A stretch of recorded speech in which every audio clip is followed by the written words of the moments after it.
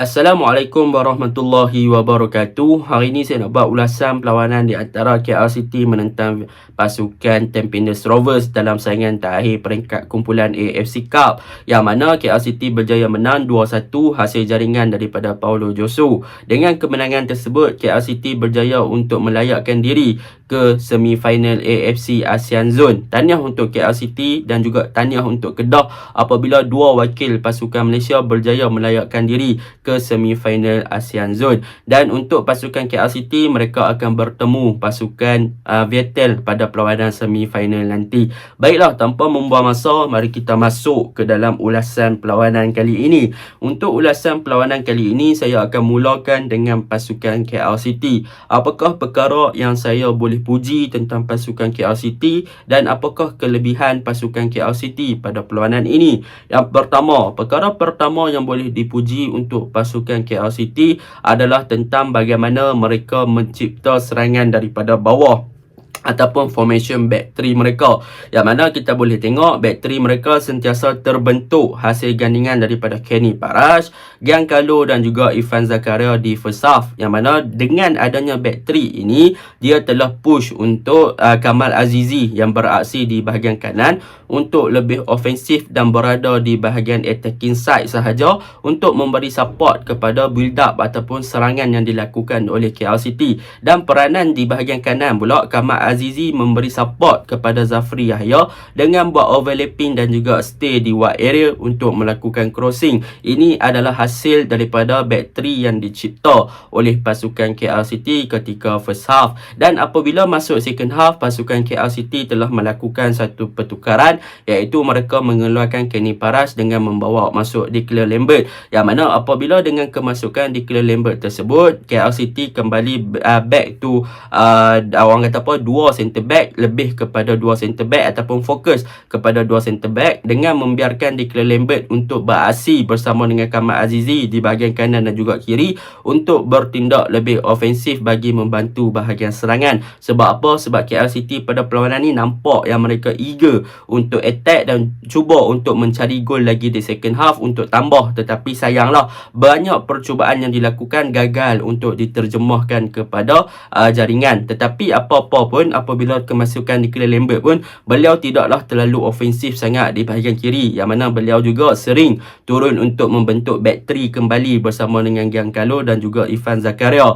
ketika pasukan Tampines Rovers melakukan serangan. Jadi transisi yang ditunjukkan oleh Declan Lambert memang agak baguslah di bahagian kiri. Walaupun beliau naik, beliau tidak lupa untuk turun bagi membantu untuk membentuk back 3 balik, bagi memastikan yang pertahanan pasukan KL City gagal untuk dipenetrate oleh pasukan Tampines Rovers. Itu perkara yang pertama. Perkara yang kedua yang boleh saya katakan tentang pasukan KL City adalah pembentukan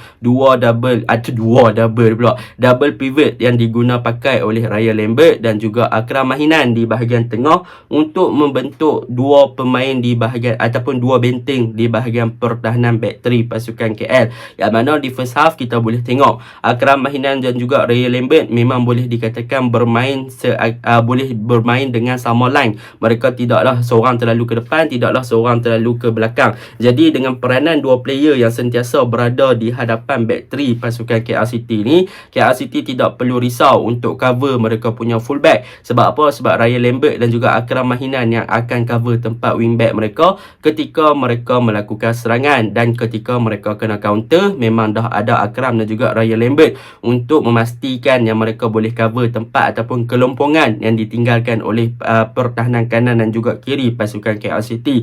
Dan yang paling menarik tentang dua midfield ni, Ryan Lambert dan juga Akram Mahinan ni, ketika mereka melakukan serangan untuk pasukan KL City, mereka juga akan ada salah seorang akan join the attack. Contoh, jika Akram naik lebih ke hadapan, maka Ryan Lambert akan stay deep ke bawah. Tu sebab pada perlawanan ni kita boleh nampak lah Ryan Lambert dia tidak terlalu ofensif ke hadapan, tetapi sebaliknya peranan untuk ofensif ataupun membantu bahagian attacking lebih diberikan kepada Akram, dan Akram berjaya untuk memastikan yang mencipta satu assist kepada Paulo Josue apabila berjaya untuk melakukan interception. Jadi boleh saya katakan peranan dua player pasukan KL City, Akram dan juga Ryan Lambert, mereka memang more to defend, more to untuk memastikan yang mereka boleh backup barisan pertahanan. Tetapi disebabkan game ni dikuasai oleh pasukan KL, ketika pasukan KL cuba untuk build up dan menyerang pasukan Tampines Rovers, maka salah seorang daripada mereka akan involve untuk join the attack, dan perkara itu dilakukan oleh Akram Mahinan berbanding Ryan Lambert yang akan stay ke bawah.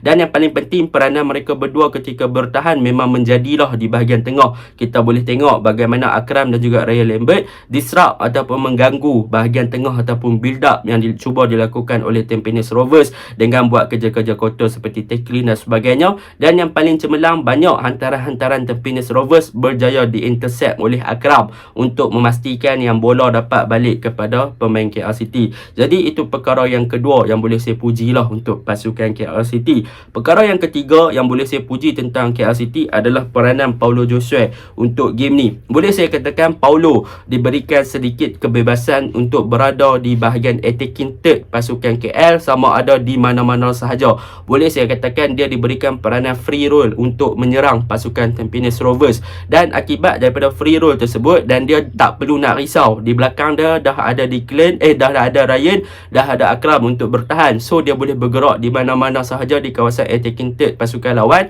untuk mencipta serangan, dan hasilnya beliau berjaya untuk menerima umpanan yang cantik dan berjaya untuk melakukan percubaan yang cantik untuk menjaringkan 2 gol untuk pasukan KL. Disebabkan apa? Disebabkan positioning beliau yang lebih kepada ofensif tanpa memikirkan tentang bahagian pertahanan sama ada dia nak turun membantu defend ataupun tak sekiranya diserang, sebab dah ada backup di belakang.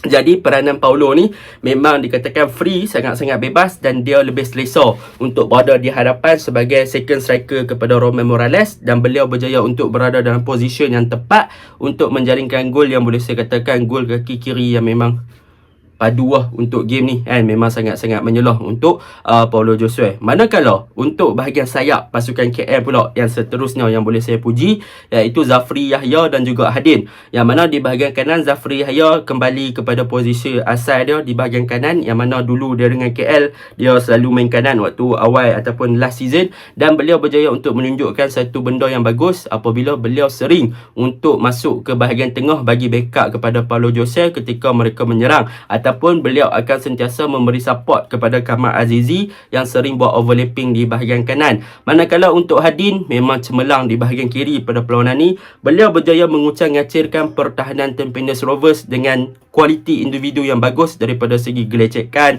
dribbling yang bagus, buah kontrol yang bagus, ada percubaan yang bagus. Memang sangat-sangat baguslah Hadin pada perlawanan ni. Boleh saya katakan beliau antara pemain yang banyak mencipta gerakan berbahaya untuk pasukan KL City pada perlawanan ni. Manakala untuk Romain Morales pula, beliau lebih kepada untuk berada di hadapan Paulo Josue dan menjadi target man untuk pasukan KL City. Namun begitu sayanglah apabila Romain Morales pun macam biasa tidak berapa menjadi sangat daripada segi finishing. Jadi boleh saya secara simpulkan semalam KL City memang banyak percubaan, mereka punya tactical memang fluid, mereka punya player movement bagus, work rate sangat tinggi, mereka ada percubaan yang banyak yang sepatutnya mereka secure untuk gol, tetapi sayang daripada segi execution ataupun finishing mereka agak meliar. So saya tengah bayang yang mana nanti mereka dah ada Jordan Mintoh, dan saya rasa taktikal yang mereka lakukan sekarang memang sesuai dengan adanya Jordan Mintoh sebagai goal poacher ataupun target man untuk sudahkan peluang-peluang tersebut.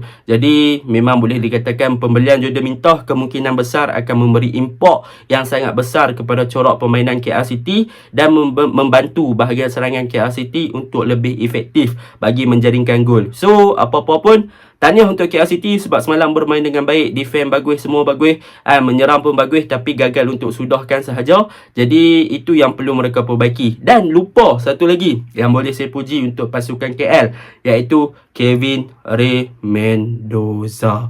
Tahniah untuk Kevin Ray Mendoza. Anda adalah goalkeeper yang cemerlang, membantu pasukan KL untuk layak dengan menyelamatkan beberapa kali percubaan daripada Tampines Rovers, berjaya untuk react bola dengan cepat ketika Tampines Rovers dapat set pieces, berani keluar untuk challenge first ball, dan yang paling penting berani keluar untuk menyelamatkan hantaran-hantaran lintang yang cuba dilakukan oleh Tampines Rovers pada perlawanan semalam. Jadi Kevin Ray Mendoza, salute anda pun one of the best player dalam padang semalam. Jadi secara sekali lagi, tahniah untuk KL City mengiringi pasukan Kedah layak ke semifinal ASEAN Zone untuk mewakili Malaysia dan akan bertemu dengan pasukan daripada Vettel daripada Vietnam kalau tak silap saya. Kalau boleh tolong betulkan. Jadi all the best, semoga masuk final ASEAN Zone pula nanti. Assalamualaikum.